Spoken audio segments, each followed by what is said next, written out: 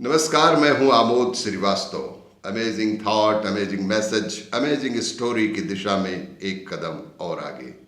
आज जानकारी लेते हैं भारत की प्रमुख नदियों के विषय में। भारत की पवित्र नदियां यहाँ के लोगों के जीवन का मुख्य स्रोत हैं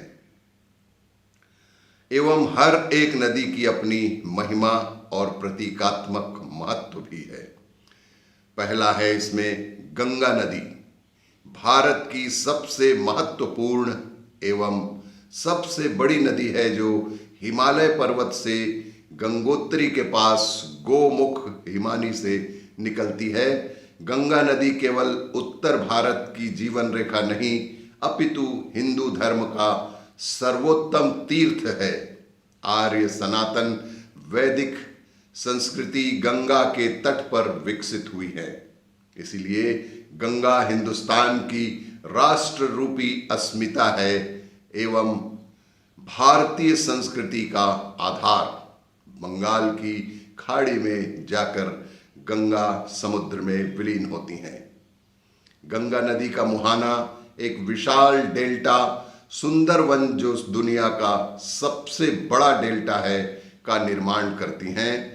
वाराणसी दुनिया में सबसे पुराने बसे हुए शहर में से एक है, जो कि गंगा नदी के तट पर स्थित है। दूसरा है यमुना नदी। हिमालय पर्वत में यमुनोत्री से निकलती हैं और इलाहाबाद में गंगा के साथ विलीन हो जाती हैं। यमुना नदी गंगा की एक महत्वपूर्ण सहायक नदी है। आगरा का ताजमहल यमुना नदी के तट पर बना हुआ है। यमुना सूर्य भगवान की पुत्री और मृत्यु के देवता यमराज की बहन है। तीसरा है सरस्वती नदी। सरस्वती नदी एक प्राचीन नदी है, जो कि वैदिक युग के दौरान उत्तर भारत में प्रवाहित होती है।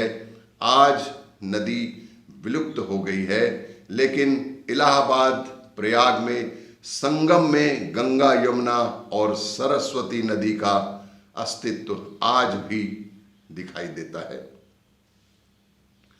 चौथा है नर्मदा नदी।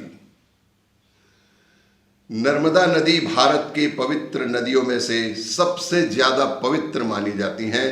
अमरकंटक से निकलकर विंध्य और सतपुड़ा पर्वतमाला के बीच बहती है और गुजरात के अरब सागर में खाड़ी में जाकर समुद्र में मिल जाती है।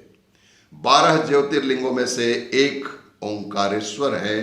नर्मदा के पत्थर से बने शिवलिंग आज भी बहुत ही प्रसिद्ध हैं। पांचवा है शिप्रा नदी। शिप्रा नदी विंध्य पर्वतमाला से निकलती है। उत्तर में चंबल नदी में शामिल होने के बाद मालवा पठार को पार कर दक्षिण में बहती है। उज्जैन एक प्राचीन भारत जो 12 ज्योतिर्लिंगों में से एक श्री महाकालेश्वर के रूप में जाना जाता है, क्षिप्रा नदी के तट पर बसा है यह उज्जैन। उज्जैन में कुंभ के मेले का आयोजन होता है। इस नदी के तट पर काल भैरव और कई घाट बने हुए हैं।